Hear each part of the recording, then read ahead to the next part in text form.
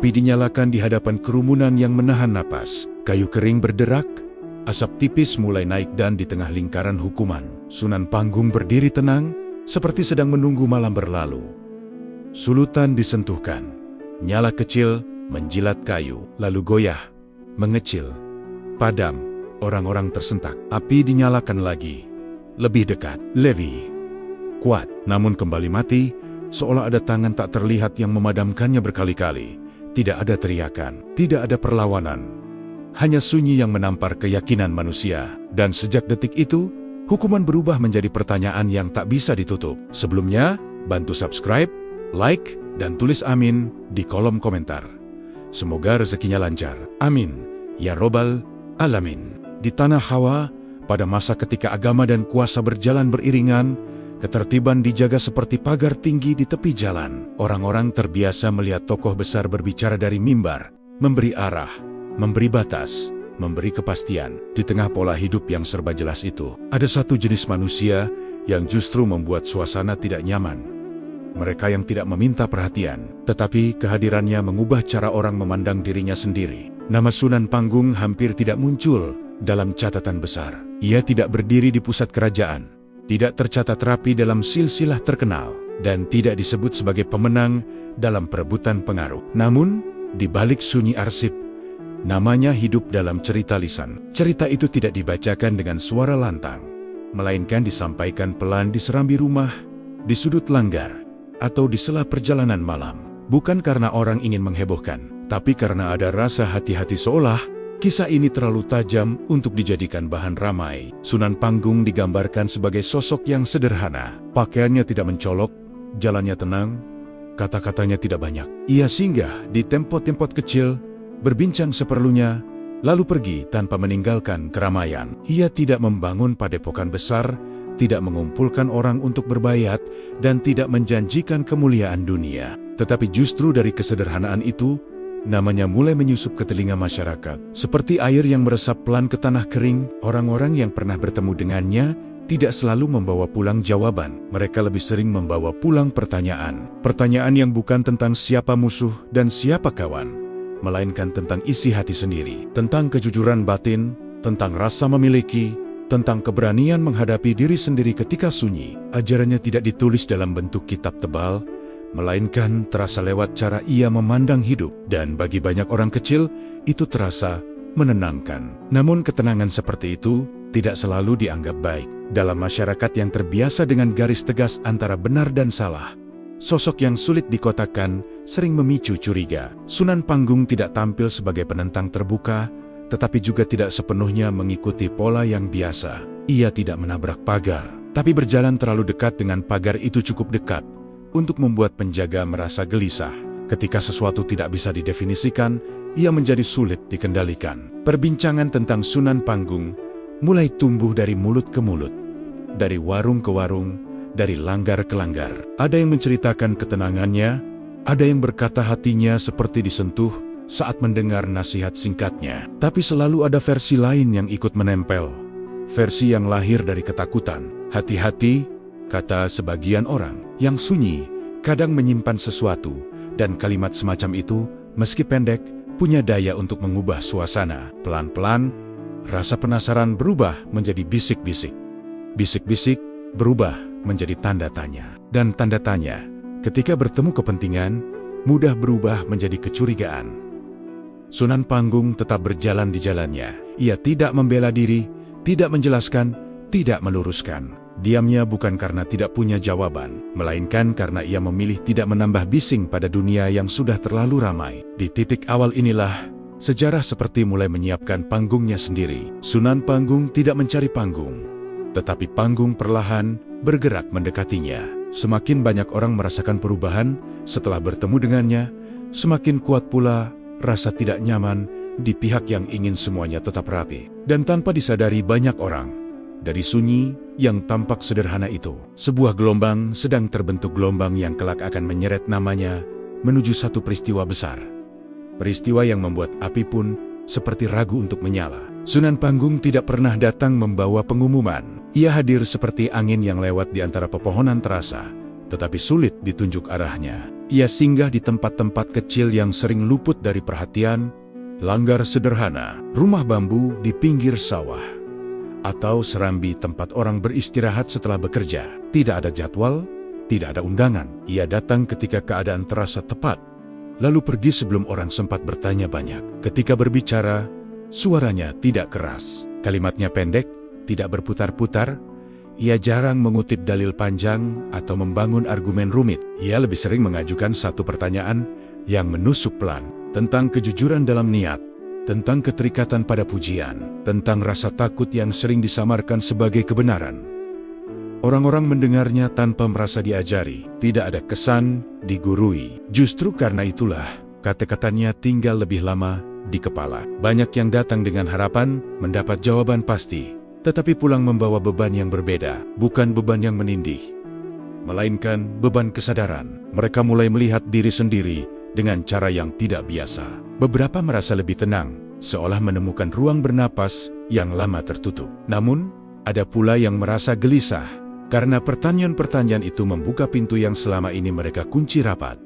Sunan Panggung tidak menuntut perubahan lahiriah. Ia tidak memerintahkan orang meninggalkan pekerjaannya, tidak menyuruh memutus hubungan dengan lingkungan. Ia berbicara tentang laku yang berjalan bersama kehidupan sehari-hari, tentang bekerja tanpa memuja hasil, tentang beribadah tanpa memamerkan rasa benar. Ajaran semacam ini terasa lembut, tetapi justru itulah yang membuatnya sulit ditangkap oleh tatanan yang terbiasa dengan aturan jelas dan simbol yang tegas. Perlahan, orang-orang mulai menyebut namanya, bukan karena ia meminta, melainkan karena mereka kesulitan menjelaskan pengalaman yang mereka rasakan. Ada seseorang, kata mereka, yang tidak banyak bicara, tapi membuat kita berpikir. Kalimat itu terdengar sederhana, tetapi cukup untuk menimbulkan rasa ingin tahu. Dan rasa ingin tahu, ketika menyentuh wilayah batin, sering bergerak lebih cepat dari yang disadari. Namun, tidak semua telinga mendengar dengan cara yang sama. Di antara cerita-cerita tentang ketenangan, muncul tafsir yang berbeda. Ada yang bertanya-tanya,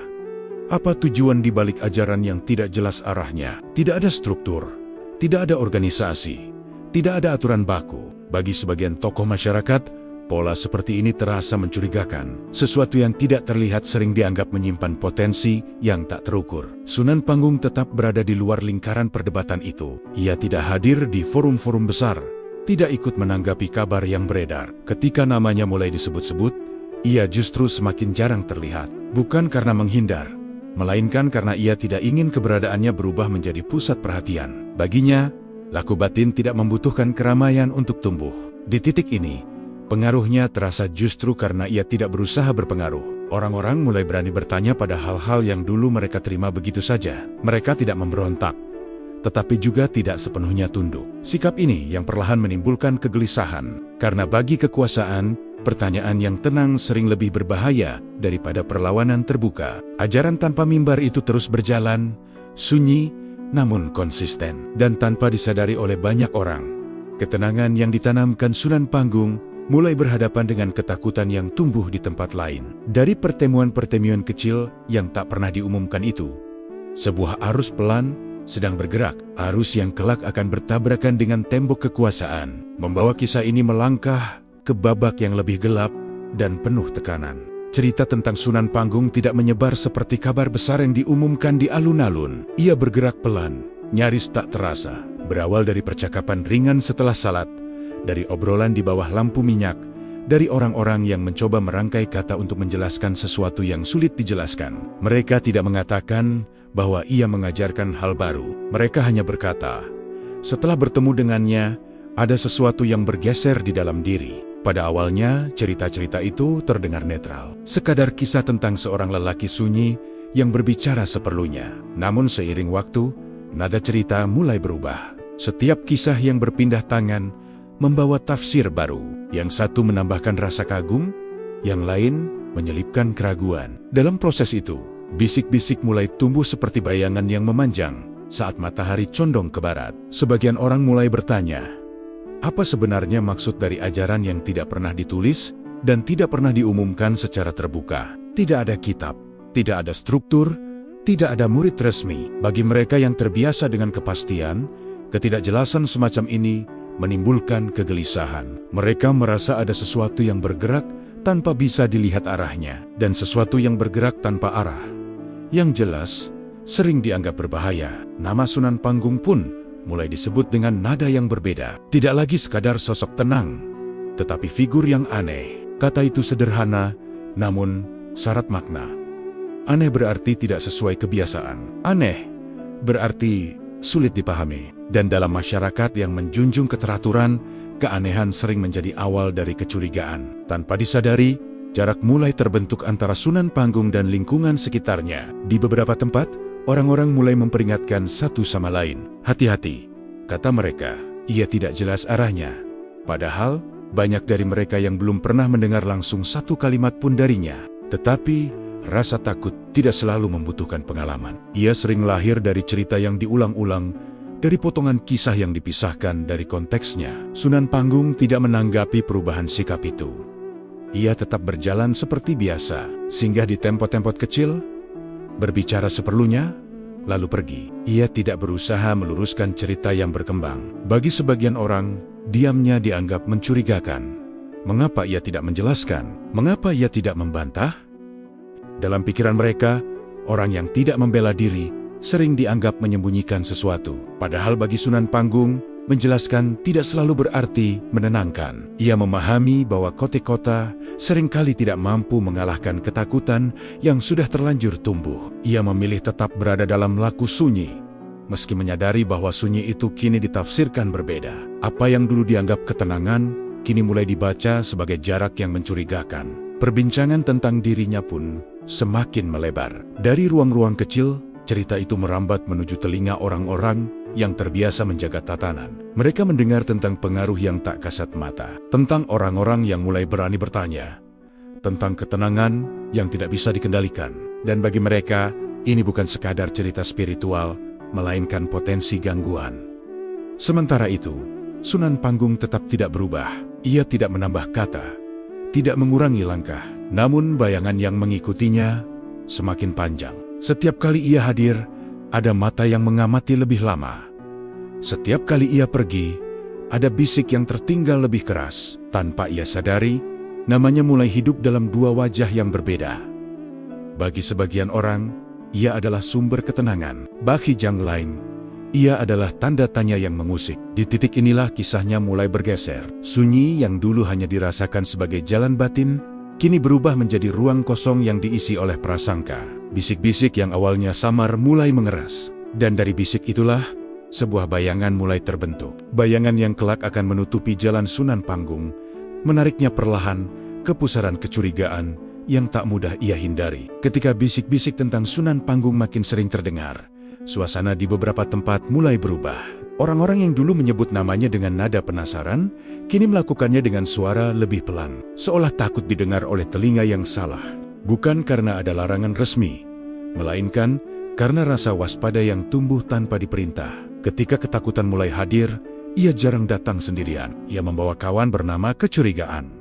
Pada awalnya, kegelisahan itu tidak memiliki bentuk. Ia hanya rasa tidak nyaman yang sulit dijelaskan. Namun rasa semacam ini selalu mencari penjelasan agar terasa masuk akal. Dan ketika penjelasan tidak ditemukan, manusia cenderung menciptakannya. Sunan Panggung, dengan ajarannya yang tak tertulis dan sikapnya yang sulit ditebak, perlahan menjadi jawaban yang paling mudah.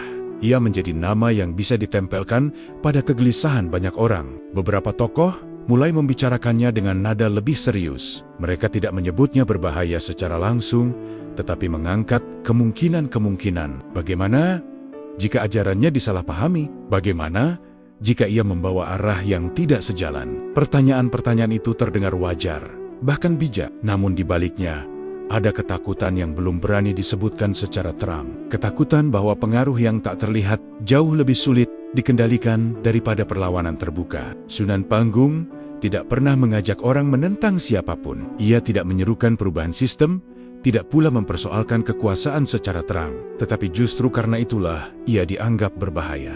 Ia mengajak orang melihat ke dalam diri. Dan dari sana, lahir keberanian kecil untuk bertanya. Bagi tatanan yang berdiri di atas kepatuhan, pertanyaan yang tenang sering terasa mengancam. Karena ia tidak bisa dipatahkan dengan larangan. Cerita-cerita tentangnya mulai dipelintir. bukan selalu dengan niat jahat, tetapi karena rasa takut membutuhkan pembenaran. Sikap diamnya ditafsirkan sebagai kesombongan, kesederhanaannya dianggap sebagai siasat, ajaran tentang melepaskan ego dibaca sebagai upaya melemahkan aturan. Setiap potongan kisah yang tak lengkap disusun ulang, hingga membentuk gambaran yang lebih gelap dari kenyataannya. Di tengah perubahan nada itu, Sunan Panggung tetap tidak bereaksi. Ia tidak mengumpulkan orang untuk meluruskan cerita. Ia tidak mendatangi para penuduh untuk menjelaskan maksudnya. Sikap ini justru memperkuat kecurigaan bagi mereka yang sudah diliputi rasa takut. Diam bukanlah tanda ketenangan, melainkan tanda bahwa ada sesuatu yang disembunyikan. Masyarakat kecil mulai terpecah. Ada yang masih merasakan manfaat dari pertemuan singkat dengannya, tetapi memilih diam demi keselamatan. Ada pula yang ikut mengulang cerita-cerita miring agar tidak dicurigai. Dalam suasana seperti ini, kebenaran jarang punya ruang untuk berdiri tegak. Ia tenggelam di antara kebutuhan untuk merasa aman dan keinginan untuk tetap diterima. Ketakutan, ketika dibiarkan, selalu mencari bentuk yang lebih konkret. Ia membutuhkan nama, wajah, dan sosok yang bisa dijadikan titik fokus. Dan tanpa melalui keputusan resmi, Sunan Panggung mulai menempati posisi itu. Bukan karena bukti yang kuat, melainkan karena ia paling mudah disalahkan. Ia tidak memiliki pelindung kekuasaan dan tidak pula membangun benteng pembelaan. Pelan-pelan, pembicaraan tentang dirinya bergeser dari siapa dia menjadi apa yang harus dilakukan. Padanya, ini adalah titik berbahaya dalam setiap kisah manusia. Ketika pertanyaan tentang makna digantikan oleh rencana tindakan, ruang dialog mulai menutup. Dan di saat itulah, ketakutan tidak lagi sekadar perasaan. Ia berubah menjadi dorongan untuk bertindak. Sunan Panggung tetap berjalan di jalannya, seolah tidak menyadari arus yang kian menguat di sekelilingnya. Namun sejarah jarang bergerak dengan memberi peringatan yang jelas. Ketika ketakutan telah menemukan nama musuhnya, langkah berikutnya hampir selalu sama. Dan tanpa banyak suara, kisah ini pun mulai bergerak menuju babak yang lebih keras, di mana kecurigaan tidak lagi cukup dan tindakan mulai menunggu giliran. Ketika ketakutan telah menemukan namanya, langkah berikutnya datang hampir tanpa terasa. Perbincangan tentang Sunan Panggung tidak lagi berhenti pada bisik-bisik di antara masyarakat kecil. Ia mulai memasuki ruang-ruang yang lebih tertutup, tempat keputusan sering lahir jauh dari keramaian. Di sana, cerita-cerita tentang dirinya diringkas, dipilih, lalu disusun ulang agar terdengar masuk akal bagi mereka yang ingin segera menutup kegelisahan. Tidak ada satupun tuduhan yang disampaikan dengan bukti jelas. Yang ada hanyalah rangkaian kekhawatiran. Ajarannya dianggap tidak terarah.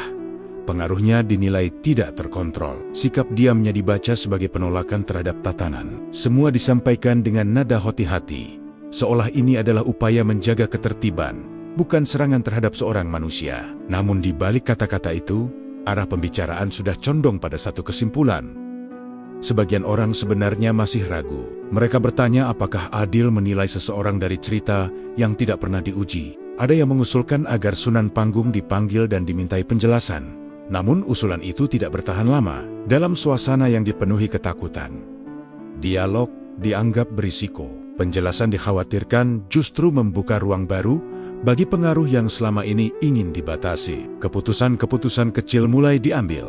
Bukan keputusan yang diumumkan, melainkan sikap. Sunan Panggung mulai dipandang sebagai masalah yang harus diselesaikan, bukan sebagai manusia dengan perjalanan batin. Ketika seseorang berubah menjadi simbol, empati seringkali ditinggalkan di luar pintu. Yang tersisa hanyalah kebutuhan untuk menunjukkan bahwa tatanan masih memiliki kendali. Sementara itu, Sunan Panggung tetap menjalani hari-harinya dengan cara yang sama. Ia tidak tahu persis apa yang dibicarakan tentang dirinya di balik pintu-pintu tertutup. Dan sekalipun ia tahu, ia tidak menunjukkan keinginan untuk campur tangan. Ia tidak mencari pembelaan, tidak pula mengumpulkan simpati. Baginya, kebenaran batin tidak tumbuh dari perdebatan, melainkan dari keselarasan laku. Namun, diamnya kembali ditafsirkan sebagai sikap menantang. Bagi mereka yang sudah terlanjur mencurigai, ketenangan semacam itu terasa mengganggu, seolah ia berdiri di luar jangkauan penilaian mereka. Dalam situasi seperti ini,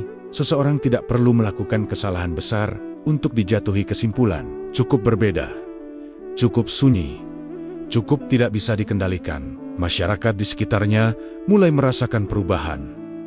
Orang-orang yang dulu menyambutnya dengan ramah, kini menjaga jarak. Ada yang menunduk ketika berpapasan. Ada pula yang berpura-pura tidak melihat.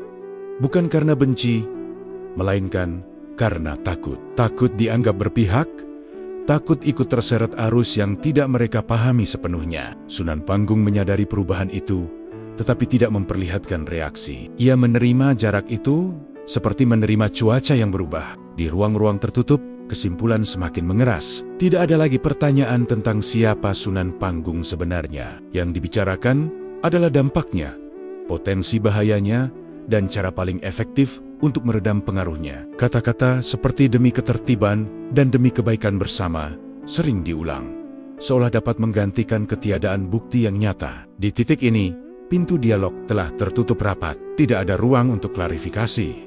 Tidak ada jalur untuk kembali. Tuduhan-tuduhan yang semula samar kini membentuk satu arah yang jelas. Sunan Panggung, tanpa pernah dimintai penjelasan secara terbuka, telah ditempatkan dalam posisi yang sulit. Bukan lagi sebagai pejalan sunyi, melainkan sebagai ancaman yang harus dihadapi. Dan ketika kesimpulan telah diambil tanpa pintu keluar, sejarah biasanya bergerak cepat. Apa yang dimulai sebagai kegelisahan batin, kini berubah menjadi rencana tindakan. Tanpa sorotan, tanpa pengumuman, arah nasib Sunan Panggung mulai ditentukan. Gelombang yang dulu hanya terasa pelan kini menguat, bersiap menyeret kisah ini menuju fase yang lebih gelap, di mana diam tidak lagi cukup untuk melindungi siapapun. Tekanan yang kian menguat tidak membuat Sunan Panggung mengubah langkahnya. Justru sebaliknya, ia semakin jarang terlihat di tempat yang dulu pernah ia singgahi. Bukan karena takut, melainkan karena ia memilih menarik diri dari arus yang mulai bising. Di saat banyak orang berlomba menjelaskan diri, ia justru mempersempit kata dan memperpanjang diam. Sikap ini terasa ganjil bagi mereka yang memantau setiap geraknya. Orang-orang yang pernah dekat dengannya mulai merasakan perubahan irama hidupnya. Jika dulu ia masih berbincang singkat setelah ibadah, kini kehadirannya sering hanya terasa sebagai bayangan yang lewat. Ia datang ketika suasana sepi dan pergi sebelum ramai. Malam-malamnya lebih panjang, langkahnya lebih pelan. Seolah ia sedang mempersiapkan sesuatu yang tidak kasat mata, bukan dengan rencana duniawi, tetapi dengan penataan batin. Dalam tradisi laku spiritual Jawa, sikap semacam ini bukan tanda lari. Ia sering dibaca sebagai persiapan menghadapi peristiwa besar. Ketika seseorang memilih diam di tengah tekanan, itu bisa berarti ia sedang menanggalkan keterikatan. Sunan Panggung tampak melakukan hal itu. Ia tidak mengeluh tentang tuduhan, tidak mempertanyakan keadilan, dan tidak menanyakan siapa yang berada di balik semua pembicaraan itu. Beberapa orang yang masih setia memperhatikannya mencoba memberi peringatan. Mereka berbisik tentang rencana-rencana yang mulai disusun, tentang pembicaraan yang semakin keras di tempat-tempat tertutup. Namun setiap kali peringatan itu disampaikan, mereka justru berhadapan dengan ketenangan yang sulit diganggu. Sunan Panggung mendengarkan tanpa menyela. Wajahnya tidak menunjukkan terkejut, seolah kabar itu bukan hal baru baginya. Dalam beberapa kesempatan, ia terlihat berbincang singkat dengan orang-orang tertentu. Percakapan itu tidak panjang, tidak pula jelas bagi yang mendengar sepintas. Namun bagi mereka yang terlibat, kata-kata itu terasa seperti pesan perpisahan yang halus. Tidak ada kalimat pamit, hanya nasihat sederhana tentang keikhlasan dan keberanian menghadapi apapun yang datang. Kalimat-kalimat itu terdengar ringan, tetapi menyisakan getar yang dalam. Sikap diam Sunan Panggung mulai memunculkan tafsir yang beragam.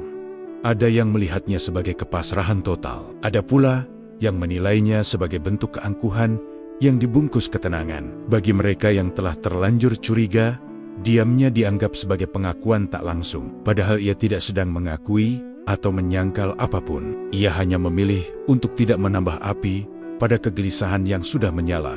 Di tengah tekanan yang kian terasa, Sunan Panggung justru tampak semakin ringan. Tidak ada tanda-tanda ia menyimpan kemarahan atau ketakutan. Ia menjalani hari-harinya dengan laku yang lebih dalam, seolah ingin memastikan bahwa apapun yang akan terjadi nanti, tidak ada lagi yang ia genggam dari dunia. Tidak nama, tidak pengaruh, bahkan tidak keselamatan dirinya sendiri. Orang-orang yang mengamati dari kejauhan mulai merasa bingung. Ketika seseorang berada di ujung bahaya, biasanya ia akan mencari perlindungan, dukungan, atau setidaknya penjelasan. Namun yang mereka lihat justru kebalikan. Sunan Panggung tidak mengumpulkan pengikut, tidak mencari simpati, dan tidak menyusun pembelaan. Diamnya menjadi cermin yang memantulkan kegelisahan banyak pihak. Tanpa rencana yang terlihat, ia berjalan pelan menuju titik yang tak bisa dihindari. Seolah ia telah membaca arah angin dan memilih untuk tidak melawan. Dan di balik kesunyian yang ia jaga dengan ketat itu,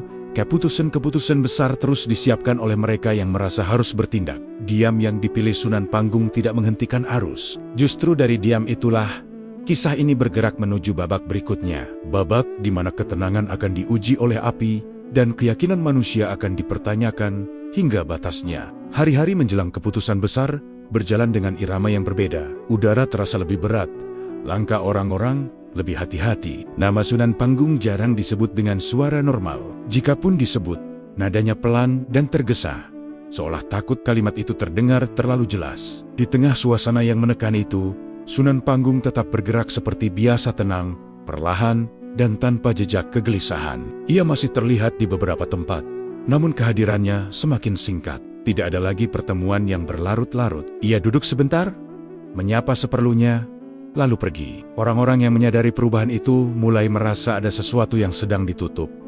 Seperti pintu yang ditarik pelan agar tidak menimbulkan bunyi. Tidak ada pengumuman, tetapi perasaan kehilangan mulai merambat sebelum banner-banner terjadi. Dalam beberapa kesempatan, Sunan Panggung berbincang dengan orang-orang tertentu. Percakapan itu selalu sederhana. Tidak ada pembahasan tentang tuduhan, tidak pula tentang rencana yang beredar. Ia tidak menyebut bahaya atau menyampaikan keluhan. Yang ia sampaikan justru hal-hal yang terdengar ringan, tetapi terasa berbeda dari biasanya. Tentang menerima apapun yang datang, tentang tidak menggenggam terlalu erat, tentang berani melepaskan tanpa rasa pahit. Bagi mereka yang mendengar, kata-kata itu seperti pesan yang tidak dimaksudkan untuk dijawab. Tidak ada ruang untuk bertanya lebih jauh. Sunan Panggung tidak membuka diskusi, tidak memberi penjelasan tambahan. Ia menyampaikan kalimatnya seperti menitipkan sesuatu, lalu membiarkannya tinggal di hati pendengar. Banyak yang baru menyadari maknanya setelah ia pergi. Tidak ada satupun kalimat pamit yang diucapkan. Ia tidak mengatakan bahwa ia akan pergi atau bahwa sesuatu akan terjadi. Namun sikapnya membuat orang-orang merasakan perpisahan yang halus. Seperti matahari yang perlahan condong tanpa pernah mengumumkan bahwa senja akan datang. Dalam diamnya, ada ketegasan yang sulit diabaikan. Orang-orang yang masih berharap ia akan membela diri mulai gelisah. Mereka ingin ia berbicara, ingin ia meluruskan tuduhan, ingin ia setidaknya menunjukkan penolakan. Namun yang mereka temui justru ketenangan yang tak berubah. Sunan Panggung tidak menghindari mereka, tetapi juga tidak memberi apa yang mereka harapkan. Ia seolah ingin memastikan bahwa setiap orang berdiri di hadapan peristiwa ini dengan kesadarannya sendiri. Di sisi lain, kabar tentang rencana yang sedang disusun semakin mendekati kepastian. Waktu dipilih, tempat ditentukan, dan orang-orang ditugaskan. Semua bergerak cepat, seolah takut jika keraguan sempat tumbuh, keputusan yang sudah diambil akan goyah. Dalam situasi seperti itu, pesan-pesan kecil Sunan Panggung terasa kontras. Ia tidak berbicara tentang akhir, melainkan tentang kesiapan batin. Sikapnya menimbulkan rasa yang bercampur. Ada yang merasa dikuatkan, ada yang justru semakin cemas. Ketika seseorang menghadapi bahaya dengan ketenangan seperti itu, orang-orang di sekitarnya dipaksa bercermin. Apakah mereka benar-benar yakin dengan langkah yang akan diambil, atau justru takut menghadapi konsekuensinya?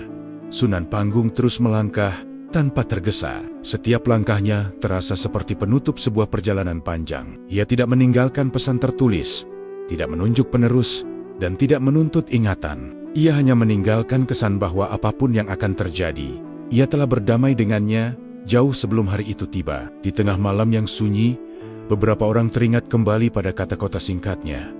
Tentang ikhlas, tentang keberanian, tentang melepaskan, dan tanpa mereka sadari, pesan-pesan itulah yang kelak akan menggema paling keras ketika api dinyalakan. Karena sebelum tubuh diuji oleh hukuman, batin Sunan Panggung telah lebih dulu sampai pada titik akhir, titik di mana ketakutan tidak lagi punya tempat untuk berdiam. Di balik pintu-pintu tertutup, kegelisahan berubah menjadi dorongan untuk bertindak. Tidak ada lagi ruang untuk menunggu atau menimbang terlalu lama. Ketika ketakutan dibiarkan berlarut, ia mudah berubah menjadi panik yang mencari penyelesaian cepat. Dan di ruang-ruang itulah, nama Sunan Panggung kembali disebut. Kali ini bukan sebagai bahan diskusi, melainkan sebagai inti masalah yang harus segera dituntaskan. Pertemuan-pertemuan berlangsung singkat dan padat. Cerita tentang ajarannya diringkas, disederhanakan, lalu disusun menjadi satu gambaran yang mudah diterima. Tidak semua yang hadir benar-benar memahami apa yang dibicarakan, tetapi semuanya sepakat pada satu hal: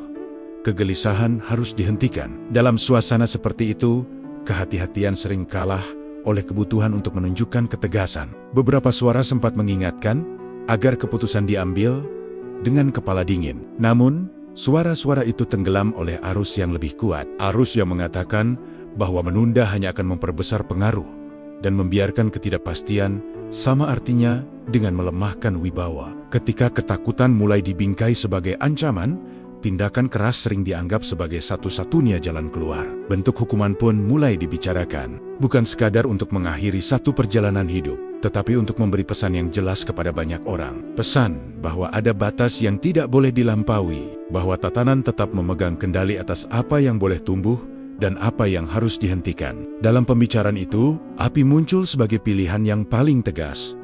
Api bukan sekadar alat, ia simbol penghabisan. Ia membakar, menghapus, dan meninggalkan sedikit ruang bagi cerita untuk bertahan. Dengan api, diharapkan tidak ada lagi pertanyaan yang tersisa. Tidak ada lagi ajaran yang beredar. Tidak ada lagi sosok sunyi yang membuat orang berpikir terlalu jauh. Keputusan ini diambil bukan dengan sorak, melainkan dengan keheningan yang berat. Kabar tentang keputusan itu menyebar cepat. Meski tidak diumumkan secara terbuka, orang-orang mulai merasakan perubahan suasana. Ada ketegangan di udara.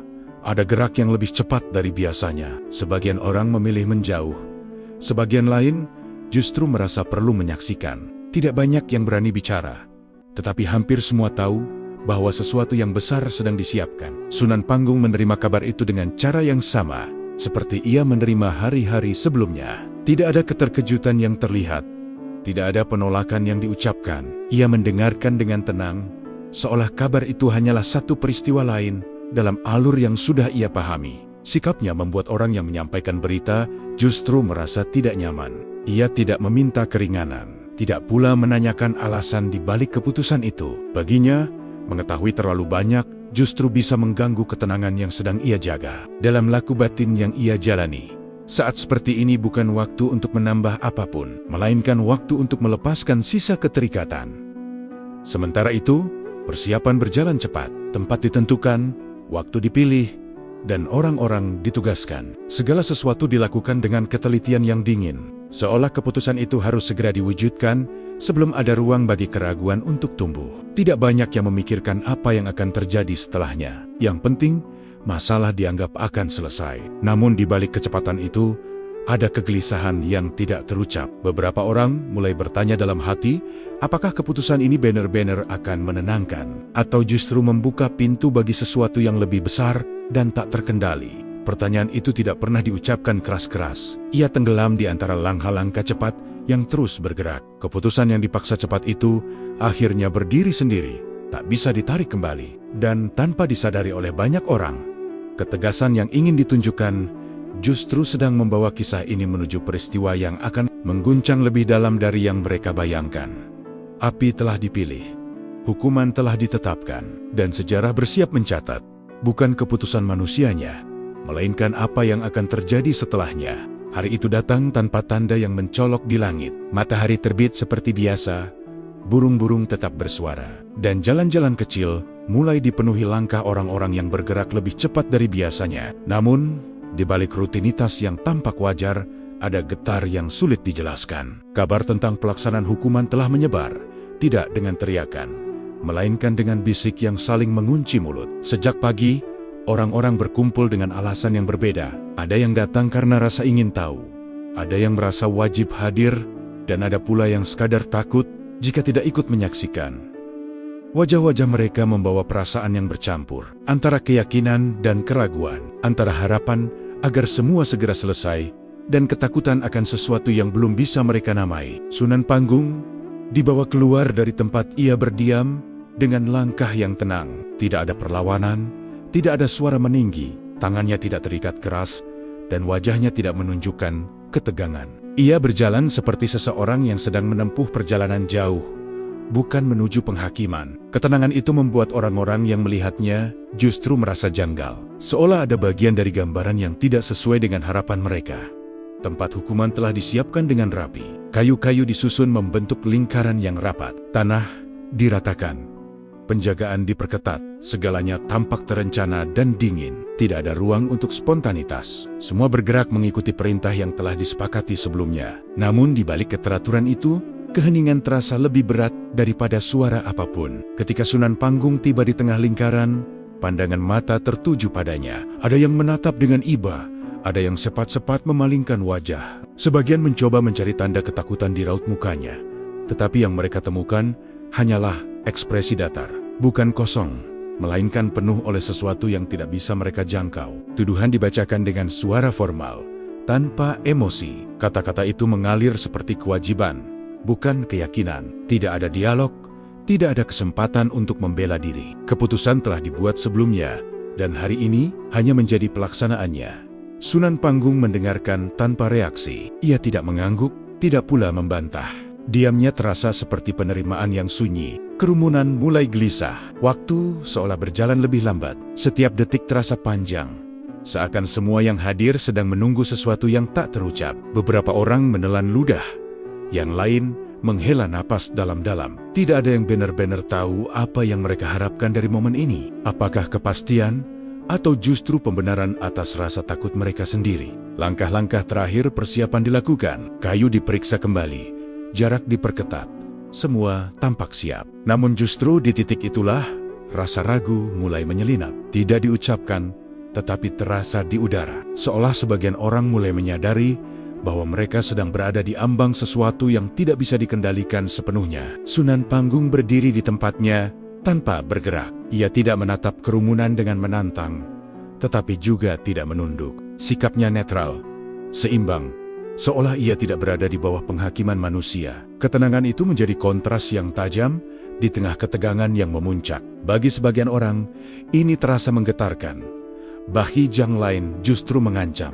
Hari penghakiman itu berdiri di ambang sejarah. Tidak ada guntur, tidak ada langit yang retak. Namun, di dada banyak orang, ada sesuatu yang mulai bergeser. Mereka belum tahu apa yang akan terjadi setelah ini. Tetapi satu hal mulai terasa jelas. Peristiwa hari ini tidak akan berakhir seperti yang mereka bayangkan. Dan di tengah semua itu, Sunan Panggung berdiri tenang, seolah telah melangkah lebih jauh dari rasa takut yang mengikat manusia lain. Saat semua mata tertuju ke tengah lingkaran, suasana menegang tanpa suara. Kayu-kayu kering disusun rapat mengelilingi Sunan Panggung, seperti pagar tanpa pintu. Bau getah dan tanah yang terinjak bercampur dengan udara panas yang mulai naik. Tidak ada doa yang dibacakan keras-keras.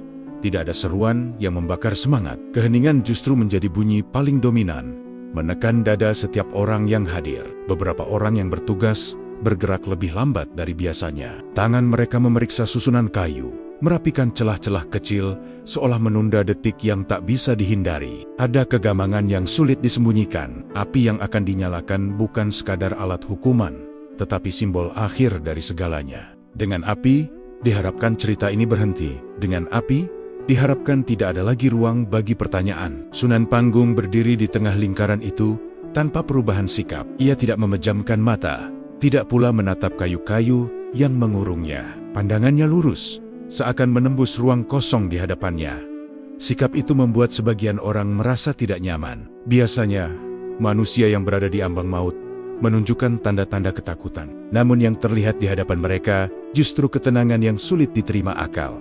Kerumunan semakin rapat, ada yang maju selangkah karena rasa ingin tahu, ada pula yang mundur karena dada terasa sesak. Wajah-wajah di sekeliling lingkaran mencerminkan perasaan yang bercampur. Sebagian berharap hukuman ini benar-benar mengakhiri kegelisahan. Sebagian lain mulai merasakan penyesalan yang datang terlambat. Namun tidak ada yang berani bersuara. Semua terjebak dalam peran sebagai saksi. Perintah untuk bersiap terdengar singkat dan dingin. Sulutan api disiapkan. Cahaya kecil di ujungnya mulai menyala.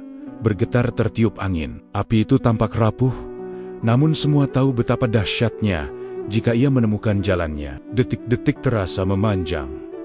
Beberapa orang menunduk, enggan menyaksikan. Yang lain justru memaksa diri menatap, ingin memastikan bahwa keputusan ini benar-benar terlaksana. Sebelum api didekatkan, Sunan Panggung berdiri sejenak dalam keheningan yang lebih dalam. Tidak ada gerakan khusus, tidak ada tanda-tanda laku yang mencolok, bibirnya tetap diam. Tidak terdengar doa atau mantra. Ketiadaan ritual itu membuat suasana terasa semakin asing, seolah peristiwa ini tidak berjalan sesuai naskah yang biasa dikenal manusia. Lingkaran kayu yang mengurung Sunan Panggung kini juga menjadi lingkaran ketakutan bagi mereka yang menyaksikan.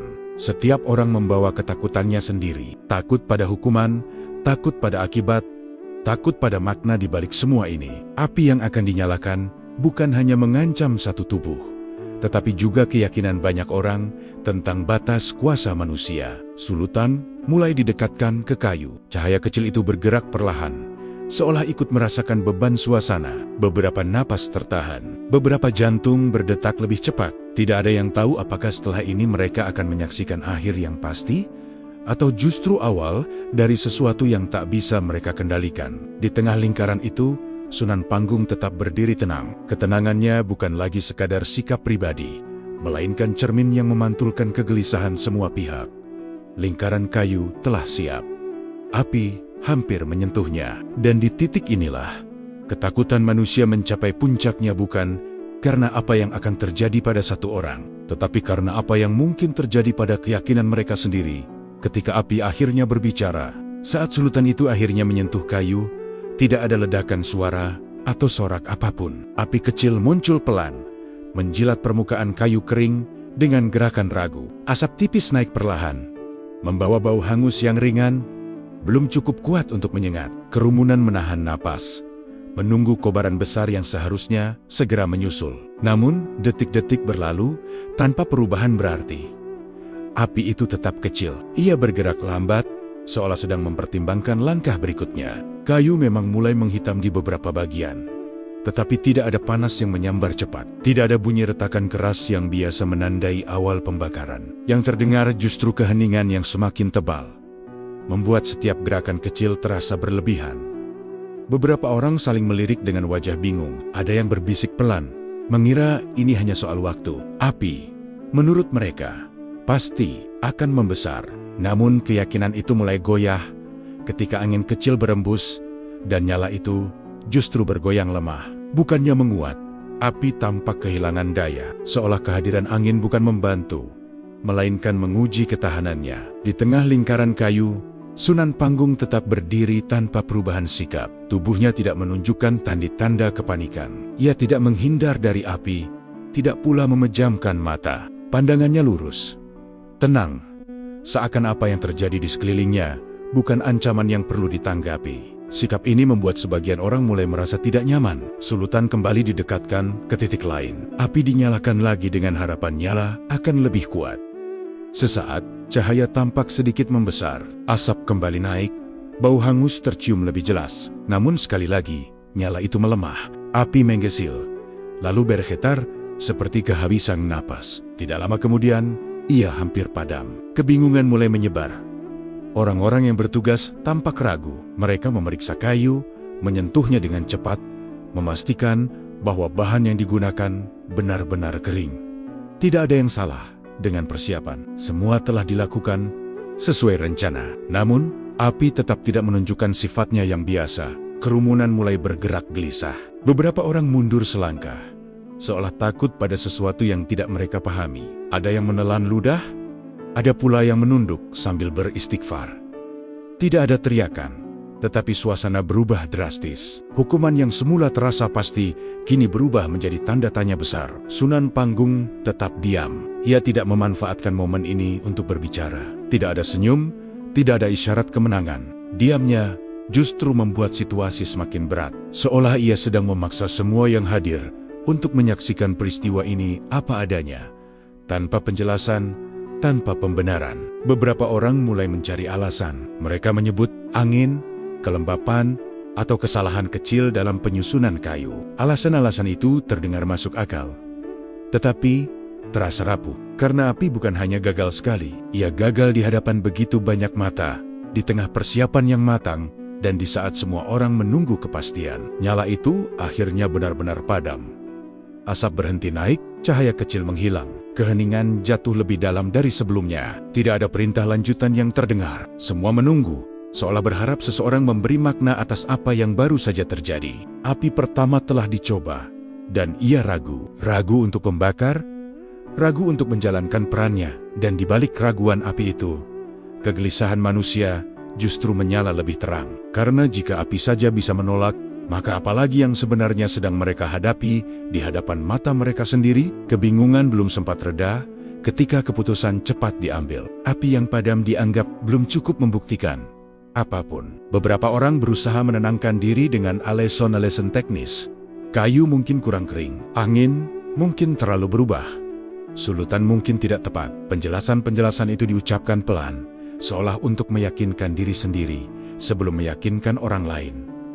Kayu disusun ulang dengan lebih rapat. Celah-celah ditutup, sulutan diganti dengan yang baru. Gerakan para pelaksana tampak tergesa, tidak lagi rapi seperti sebelumnya. Ada ketegangan yang merambat dari tangan ke wajah. Mereka sadar, banyak mata menatap, menunggu kepastian. Api kedua pun dinyalakan. Nyala muncul lebih besar dari sebelumnya. Cahaya memantul di wajah-wajah yang menahan napas. Asap mengepul sesaat. Bau hangus terasa lebih kuat. Beberapa orang mengira inilah akhirnya. Namun, harapan itu tidak bertahan lama. Api kembali bergetar. Lalu menghasil seperti tersedak oleh udara di sekelilingnya. Detik demi detik berlalu, dan nyala itu kembali surut, lalu mati. Wajah-wajah mulai pucat. Tidak ada yang berbicara keras. Keheningan menelan suara-suara kecil yang sempat muncul. Api kedua telah gagal, dan kegagalan itu terlalu jelas untuk diabaikan. Beberapa orang saling berpandangan dengan mata yang tak berani bertemu terlalu lama, seolah mereka baru menyadari bahwa peristiwa ini sedang melampaui nalar yang biasa mereka pegang. Di tengah lingkaran, Sunan Panggung tetap berdiri tanpa perubahan. Tidak ada ekspresi lega, tidak pula tanda ketakutan. Ia hadir seperti sebelumnya, tenang. Sikap itu membuat situasi semakin berat. Bukan karena ia menantang, melainkan karena ia tidak bereaksi sama sekali. Seolah apapun yang terjadi tidak menyentuh inti dirinya. Upaya ketiga dilakukan. Kali ini lebih tergesa. Kayu ditumpuk lebih banyak, sulutan diarahkan ke beberapa titik sekaligus. Api menyala lebih terang sesaat, lalu goyah. Angin entah datang dari mana, membuat nyala itu bergetar. Sebelum sempat membesar, api mengecil dengan cepat, lalu padam. Untuk ketiga kalinya, keheningan jatuh lebih berat dari sebelumnya. Tidak ada lagi alasan yang terdengar meyakinkan. Kayu telah disiapkan, api telah dinyalakan berulang kali, tetapi hasilnya selalu sama. Api seolah memiliki kehendaknya sendiri, dan kehendak itu bukan untuk membakar. Kerumunan mulai terbelah dalam sikap. Ada yang mundur beberapa langkah, wajahnya dipenuhi ketakutan. Ada yang menutup mata, tidak sanggup menyaksikan lebih jauh. Ada pula yang berbisik, menyebut peristiwa ini sebagai tanda yang tak boleh diabaikan. Para pengambil keputusan tampak kehilangan pegangan. Hukuman yang dirancang untuk menunjukkan kuasa, kini justru memperlihatkan batasnya. Setiap detik yang berlalu tanpa kobaran api membuat posisi mereka semakin rapuh. Semakin lama dibiarkan, semakin besar kegelisahan yang tumbuh di antara orang-orang yang hadir.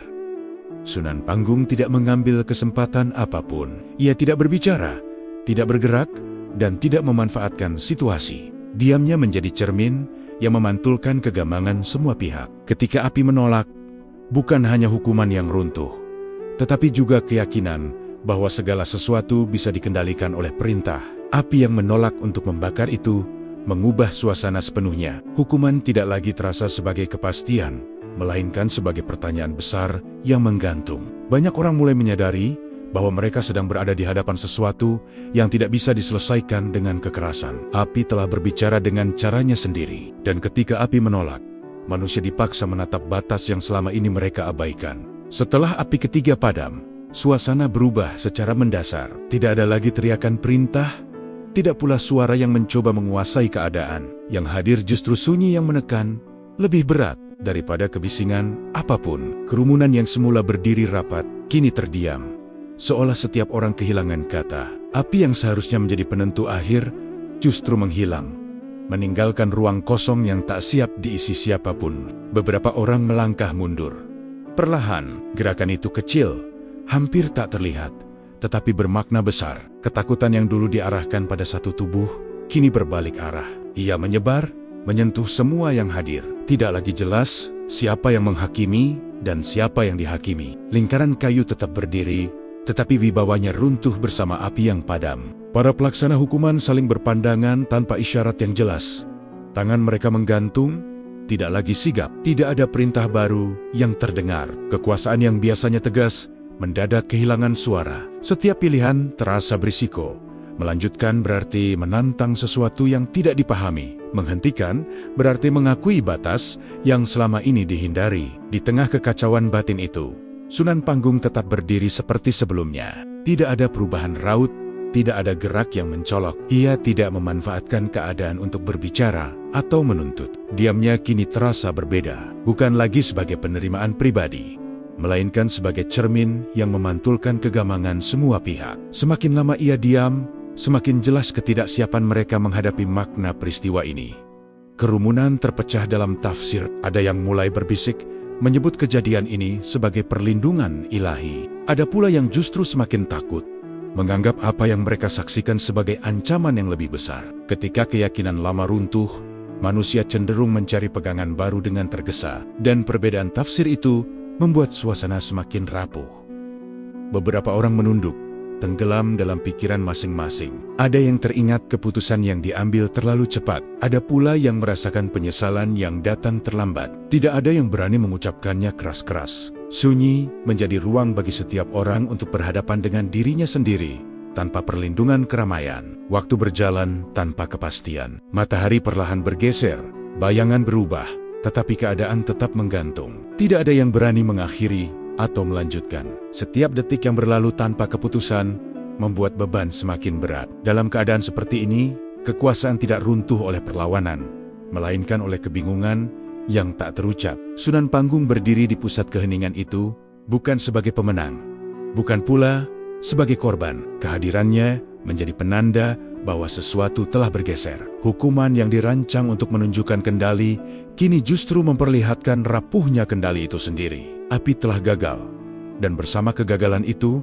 keyakinan tentang kepastian manusia ikut retak. Sunyi yang menyelimuti tempat itu bukanlah kekosongan. Ia penuh oleh pertanyaan tentang batas kekuasaan, tentang ketakutan yang disamarkan sebagai ketertiban, tentang keberanian untuk mengakui bahwa tidak semua hal bisa dipaksa berjalan sesuai rencana. Dan di tengah sunyi yang menghantam itu, semua yang hadir mulai menyadari bahwa peristiwa ini telah melampaui hukuman. Apapun keputusan yang akan diambil setelah ini, tidak akan pernah mengembalikan keadaan seperti semula. Api mungkin padam, tetapi dampaknya justru menyala di benak setiap orang. Kekuasaan berdiri di persimpangan yang sulit, dan dari sunyi itulah sebuah keputusan terakhir perlahan mendekat, keputusan yang akan menentukan kemana kisah Sunan Panggung akan bergerak selanjutnya. Keheningan yang menggantung terlalu lama akhirnya memaksa seseorang berbicara. Suaranya tidak lantang, bahkan nyaris terdengar ragu. Namun kalimat yang diucapkan memiliki bobot yang besar. Hukuman tidak dilanjutkan. Api tidak akan dinyalakan kembali. Kata-kata itu meluncur singkat, tanpa penjelasan panjang, seolah hanya ingin menutup kebuntuan yang semakin menekan dada semua orang. Tidak ada sorak kelegaan yang pecah dari kerumunan. Tidak pula terdengar protes terbuka. Reaksi yang muncul justru sunyi yang berbeda. Lebih longgar, tetapi belum sepenuhnya tenang. Beberapa orang menghembuskan napas panjang, seakan baru sadar bahwa sejak tadi mereka menahan beban yang berat. Sebagian lain tampak bingung, seolah kepastian yang mereka tunggu justru runtuh begitu saja. Para pelaksana hukuman mulai mundur satu persatu. Sulutan api diturunkan, kayu dibiarkan dalam susunan yang tak lagi bermakna. Tidak ada perintah lanjutan tentang apa yang harus dilakukan setelah ini. Keputusan untuk menghentikan ternyata tidak otomatis membawa ketertiban. Ia justru membuka ruang kosong yang sulit diisi. Ruang di mana makna peristiwa ini menggantung tanpa pegangan. Di tengah situasi itu, Sunan Panggung tetap berdiri dengan sikap yang sama seperti sejak awal. Ia tidak menunjukkan rasa menang, tidak pula menampakkan kelegaan berlebihan. Keputusan yang mengubah nasibnya diterima dengan tenang, seolah ia telah lama berdamai dengan segala kemungkinan. Sikap itu membuat sebagian orang menunduk, tidak sanggup menatap terlalu lama. Pandangan terhadapnya mulai berubah. Ada yang kini melihatnya dengan hormat yang bercampur takut. Ada yang masih menyimpan kecurigaan. Dan ada pula yang merasa malu, teringat bagaimana mereka ikut terbawa arus tanpa benar-benar memahami apa yang sedang terjadi. Namun semua perasaan itu tidak direspons. Sunan Panggung tidak mencari pengakuan, tidak menuntut penjelasan, dan tidak memanfaatkan keadaan untuk membalikan posisi. Bagi para pengambil keputusan, saat ini terasa paling sulit. Menghentikan hukuman berarti mengakui bahwa kuasa mereka memiliki batas. Namun melanjutkannya jelas berisiko memicu keguncangan yang lebih besar. Keputusan terakhir ini bukanlah kemenangan siapapun. Ia lebih mirip langkah darurat untuk mencegah sesuatu yang tak terkendali. Kerumunan perlahan mulai bubar. Orang-orang meninggalkan tempat itu dengan langkah yang tidak secepat saat mereka datang. Banyak yang pulang membawa pertanyaan, bukan jawaban. Di sepanjang jalan, peristiwa hari itu dibicarakan dengan suara pelan. Seolah kata-kata yang terlalu keras bisa mengundang kembali ketegangan yang belum sepenuhnya reda. Sunan Panggung diarahkan untuk meninggalkan tempat itu tanpa upacara. Tidak ada pengawalan megah. Tidak ada sambutan. Ia berjalan pergi seperti ia datang, sederhana dan tanpa sorotan. Namun langkahnya kini meninggalkan jejak yang jauh lebih dalam di benak orang-orang yang menyaksikannya. Jejak tentang ketenangan yang tidak runtuh di hadapan kekuasaan. Keputusan untuk menghentikan hukuman itu menjadi penutup dari satu babak sekaligus pembuka kegelisahan baru. Tidak ada pernyataan resmi yang menjelaskan apa makna peristiwa ini. Tidak ada catatan yang disusun untuk memastikan bagaimana ia harus dikenang. Seolah sejarah sendiri ragu untuk menyentuhnya. Hari itu berakhir tanpa api, tanpa darah, dan tanpa kepastian. Namun justru karena itulah peristiwa ini menjadi sulit dilupakan. Hukuman yang dihentikan bukan sekadar keputusan sesaat, melainkan tanda bahwa sesuatu telah bergeser. Sesuatu yang membuat banyak orang mulai bertanya, bukan tentang siapa yang benar atau salah, melainkan tentang batas antara kehendak manusia dan kekuatan yang tidak bisa mereka kendalikan.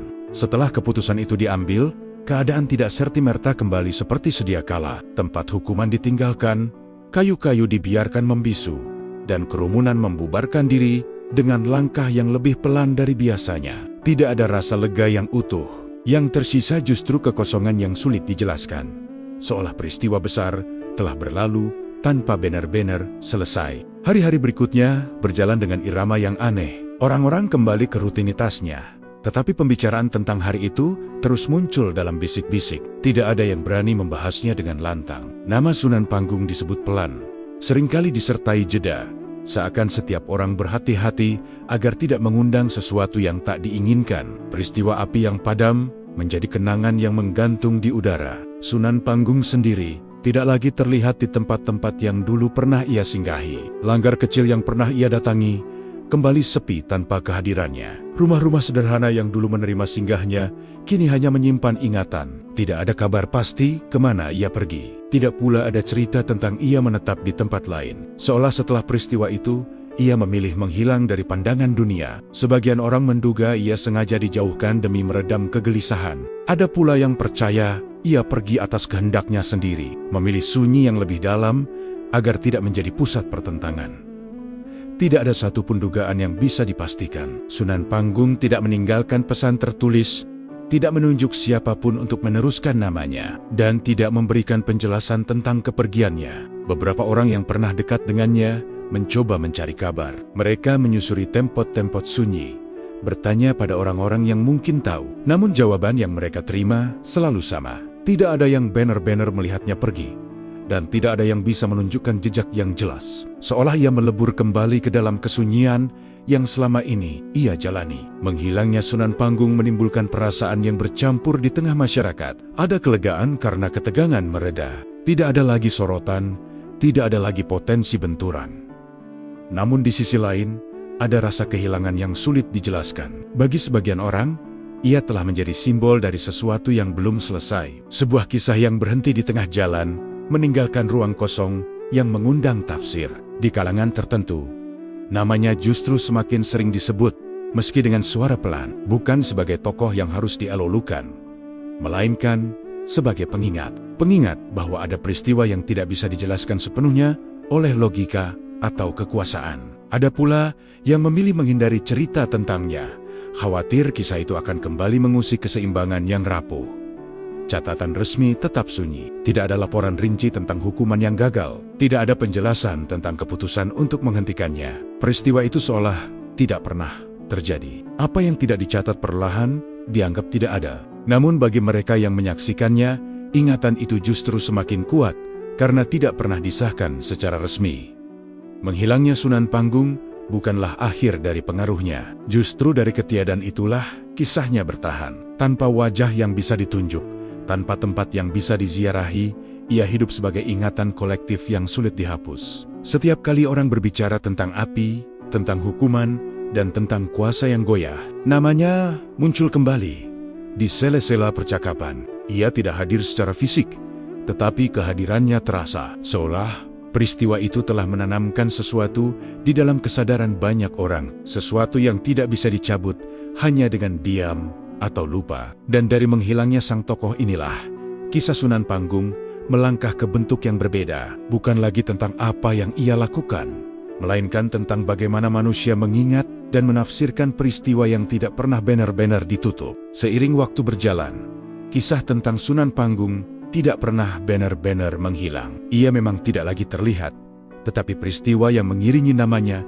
terus hidup dalam ingatan orang-orang, tidak dalam bentuk catatan resmi atau pengumuman terbuka, melainkan dalam cerita yang disampaikan pelan, cerita yang diceritakan dengan kehati-hatian, seolah takut jika suara terlalu keras akan membangunkan sesuatu yang sebaiknya tetap sunyi. Di rumah-rumah sederhana, di sudut langgar, dan di perjalanan malam para pejalan, kisah tentang api yang padam itu kembali diulang. Setiap orang menuturkannya dengan versinya sendiri. Ada yang menekankan ketenangan Sunan Panggung, ada yang lebih teringat pada kegelisahan kerumunan. Namun satu hal selalu sama, api dinyalakan dan api menolak. Hukuman direncanakan dan hukuman berhenti. Semakin lama, perhatian orang-orang bergeser dari peristiwanya menuju maknanya. Pertanyaan tidak lagi berhenti pada bagaimana api bisa padam, tetapi mengapa hal itu begitu mengguncang. Dalam tradisi batin Jawa, api tidak sekadar unsur yang membakar. Ia sering dipahami sebagai lambang amarah, nafsu, ego, dan hasrat untuk menguasai. Api memberi terang, tetapi juga meluluh lantakan. Ia kuat, tetapi membutuhkan sesuatu untuk dilahap. Dalam tafsir ini, peristiwa api yang padam mulai dipahami dengan cara berbeda. Banyak yang menilai bukan tubuh Sunan Panggung yang kebal, melainkan tidak ada lagi yang bisa dibakar. Ia berdiri tanpa perlawanan, tanpa amarah, tanpa ego yang menyala. Ketika api batin telah padam, api di luar kehilangan daya. Pemahaman ini tidak diajarkan secara formal, tetapi tumbuh dari perenungan yang panjang. Sikap Sunan Panggung di hadapan hukuman sering dijadikan kunci cerita. Ia tidak melawan dengan kekerasan, ia tidak membalas tekanan dengan kemarahan. Ia memilih diam dan tetap tenang. Dalam dunia yang terbiasa dengan benturan, ketenangan semacam itu terasa asing. Namun justru karena keasingannya, ia meninggalkan jejak yang dalam. Kekuatan tidak selalu hadir dalam bentuk perlawanan. Kadang ia muncul sebagai keteguhan untuk tidak bereaksi. Kisah ini juga menjadi pengingat tentang batas, bahwa tidak semua persoalan bisa diselesaikan dengan paksaan. Ketika manusia memaksakan kehendaknya, ia sering berhadapan dengan kegagalan yang membingungkan. Kegagalan yang bukan datang sebagai perlawanan terbuka, melainkan sebagai penolakan yang sunyi. Dalam laku spiritual, kegagalan semacam itu bukan aib, melainkan isyarat bahwa ada jalan yang perlu ditinjau ulang. Sejarah tertulis mungkin memilih diam. Nama Sunan Panggung tidak tercetak tebal dalam kitab-kitab besar. Ia tidak meninggalkan bangunan, tidak pula warisan yang bisa ditunjuk. Namun ingatan kolektif bekerja dengan cara yang berbeda. Ia tidak membutuhkan pengesahan, ia bertahan karena dirasa perlu. Kisah ini hidup di sela percakapan, dalam nasihat singkat, dan dalam renungan orang-orang yang mendengarnya. Bagi sebagian orang, Sunan Panggung dikenang sebagai wali. Bagi yang lain, ia hanya tokoh kontroversial yang kisahnya dibesar-besarkan. Perbedaan pandangan itu tidak pernah disatukan, dan justru disitulah kekuatannya. Kisah ini tidak memaksa siapapun untuk percaya, tetapi juga tidak bisa dihapus begitu saja. Api yang padam pada hari itu telah lama hilang. Kayu-kayu telah menjadi abu. Tempat penghakiman mungkin telah berubah rupa, namun pertanyaan yang ditinggalkannya masih menyala pelan. Tentang kuasa, tentang ketakutan, tentang keberanian untuk diam di tengah tekanan. Selama manusia masih menyalakan api atas nama kebenaran, kisah Sunan Panggung akan terus menemukan tempatnya. Bukan sebagai jawaban pasti, melainkan sebagai cermin bahwa ada kekuatan yang tidak bisa disentuh oleh api apapun.